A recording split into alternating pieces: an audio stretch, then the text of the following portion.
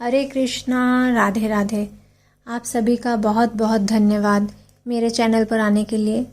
आज की वीडियो में मैं श्रावण मास की कथा का तीसरा अध्याय लेकर आई हूँ। अगर आप मेरे चैनल पर नए हैं तो मेरे चैनल को सब्सक्राइब कर लीजिए और साथ ही बेल आइकन भी प्रेस कर दीजिए ताकि हर वीडियो की नोटिफिकेशन आपको मिलती रहे। इससे पहले दूसरे अध्याय में हमने सुना कि भगवान शिव ने सनत कुमारों को सारी पूजा विधि बताई, कौन कौन से वार में कौन सा व्रत करना चाहिए और किस वार में किस देवी देवता का आधिपत्य होता है, और साथ ही नक्त व्रत, लक्ष्य पूजा और भूमि शयन के बारे में भी कहा। आज के अध्याय में हम ये जानेंगे कि सनत कुमारों ने भगवान शिव से कहा कि आपने जो ये पूजा विधि सब बताई है इससे उनको तृप्ति नहीं हुई, तो कृपया आप इसे विस्तार से कहें।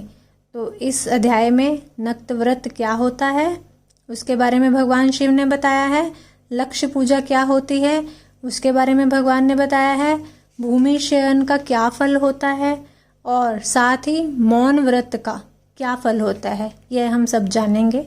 तो मैं शुरू करती हूँ तीसरे अध्याय को। बोलिए भगवान शंकर की जय।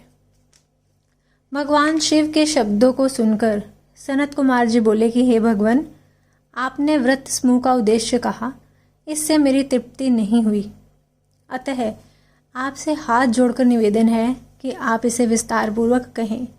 हे देव, आप ऐसा खोलकर समझाएं जिससे सुनकर मैं धन्य हो जाऊं, कृतकृत्य हो जाऊं।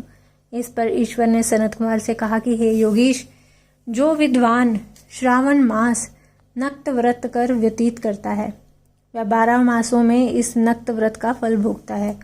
दिवस की समाप्ति के 3 घड़ी पूर्व रात्रि भोजन नक्त व्रत के नाम से जाना जाता है।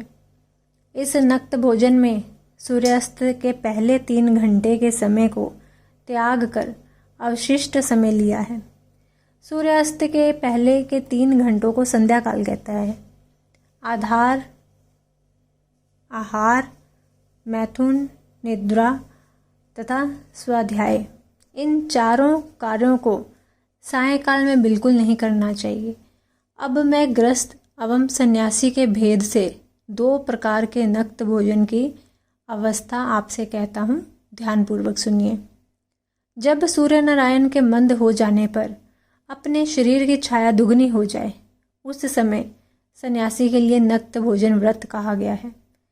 शास्त्रों में गृहस्थी के लिए नक्षत्र उदय होने पर रात में किए जाने वाले भोजन को नक्त भोजन व्रत बतलाया है।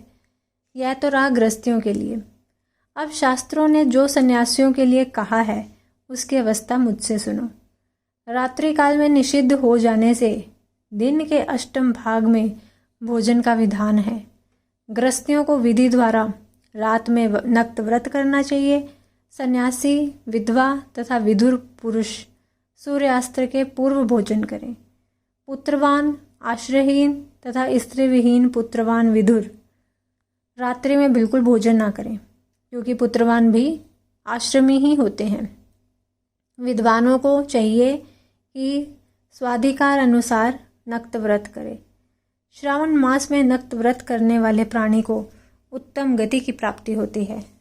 श्रावण मास के आ जाने पर पहले प्रतिपदा तिथि में प्रातःकाल यह संकल्प करना चाहिए कि मैं श्रावण मास में 1 मास तक ब्रह्मचार्य व्रत धारण करके प्रतिदिन प्रातःकाल स्नान करूँगा। नक्त व्रत, रात्रि शयन तथा प्राणियों के साथ दया का व्यवहार करूँगा। प्रभु, यदि मैं इस व्रत के आरंभ होने के पश्चात और इसकी समाप्ति से पूर्व मर गया तो हे दीनानाथ जगतपते, उस समय आपके प्रसाद से मेरा यह व्रत परिपूर्ण हो। इस प्रकार मास के आरंभ में संकल्प करके नक्त व्रत करना चाहिए। भगवान शिव ने कहा कि इस प्रकार नक्त व्रत करता हुआ व्यक्ति मुझे अति प्रिय हो जाता है। अति रुद्र से ब्राह्मण द्वारा या स्वयं रुद्र का 1 मास तक जो अभिषेक करता है, हे ब्राह्मण, उस पर मैं अत्यधिक प्रसन्न होता हूँ, क्योंकि जैसा कि आप जानते ही हैं मुझे जलधारा अति प्रिय है। या रुद्र का हवन करें क्योंकि वह मुझ में प्रीति वाला है। इस मास जो प्राणी अधिक स्वादिष्ट भोजन या उपयोग की जो वस्तु हो उसे संकल्प द्वारा ब्राह्मण को देकर उसका त्याग करे, वह मुझे बहुत प्रिय है। हे ऋषिराज, अब मैं तुमसे उत्तम लक्ष्य पूजा की विधि कहता हूँ, सुनो। लक्ष्मी की प्राप्ति की इच्छा रखने वाले मनुष्य को बिल्व पत्रों से, शांति की कामना रखने वालों को दुर्वाओं से तथा लंबी आयु की इच्छा रखने वाले प्राणी को चंपा पुष्पों से भगवान श्री हरि की पूजा करनी चाहिए। जो प्राणी विद्या प्राप्ति की इच्छा रखता हो उसे मल्लिका तथा चमेली के पुष्पों से अर्चन करना चाहिए। तुलसी दलों से भगवान शंकर की तथा भगवान श्री विष्णु प्रसन्न होते हैं। जिस मनुष्य को पुत्र प्राप्ति की इच्छा हो उसे कटेरी के पुष्पों से पूजन करना चाहिए। दुःस्वप्न जिसे दिखाई देते हों उसे उनके नाश के लिए उत्तम धान्य से अर्चन करना चाहिए।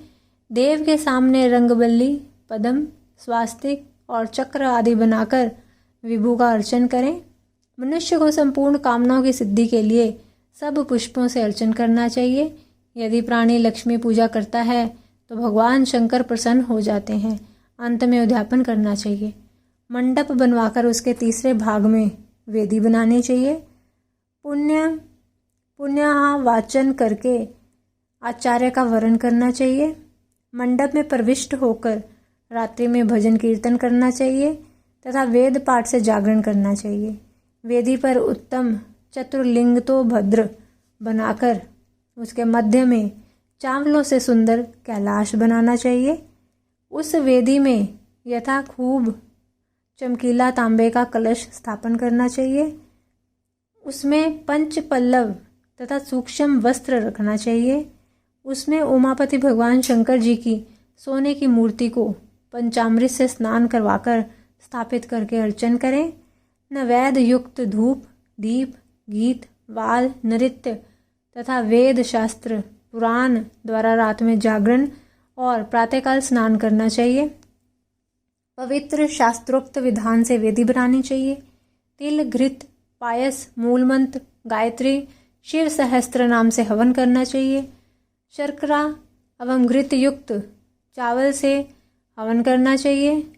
फिर हवन कर पूर्ण आहुति कर देनी चाहिए। प्रातः वस्त्र, अलंकार, भूषण से आचार्य का अर्चन करना चाहिए। ब्राह्मणों का पूजन करके उनको दक्षिणा देनी चाहिए।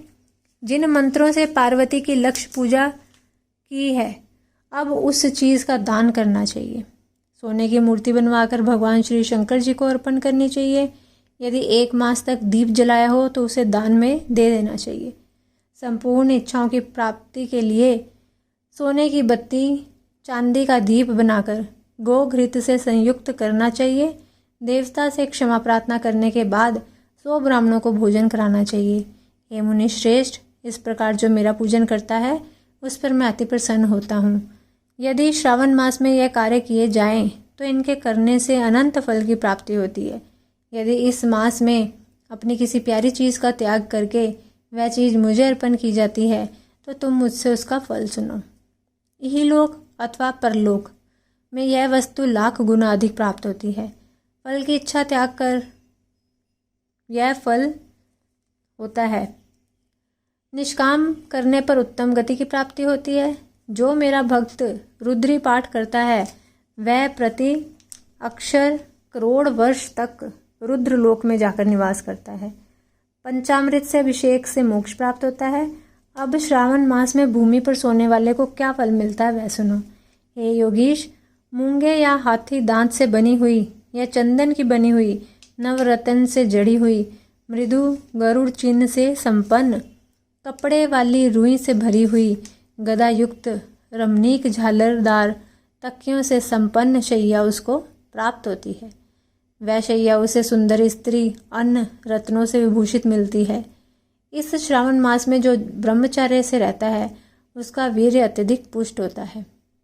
तेजस्विता, बल, शरीर दृढ़ता और धर्म कार्य में तमाम उपकारी वस्तुओं उसको सहज ही प्राप्त हो जाती हैं। उसे ब्रह्म की प्राप्ति हो जाती है। यही नहीं, निष्काम पूजन करने वाले को स्वर्ग में अप्सरा की प्राप्ति होती है और जो इस मास में मौन व्रत धारण करता है वह श्रेष्ठ वक्ता हो जाता है। मौन व्रत दिन का हो या चाहे रात का हो। या भोजन के समय का ही हो। मौन व्रत में यदि प्राणी घंटा तथा पुस्तकें दान करे तो उसको सब शास्त्रों की जानकारी अपने आप प्राप्त हो जाती है। वह मौन व्रत के प्रभाव से बृहस्पति के तुल्य बुद्धि वाला हो जाता है। मौन व्रत वाले का किसी से झगड़ा बिल्कुल नहीं हो पाता। बोलिए शंकर भगवान की जय।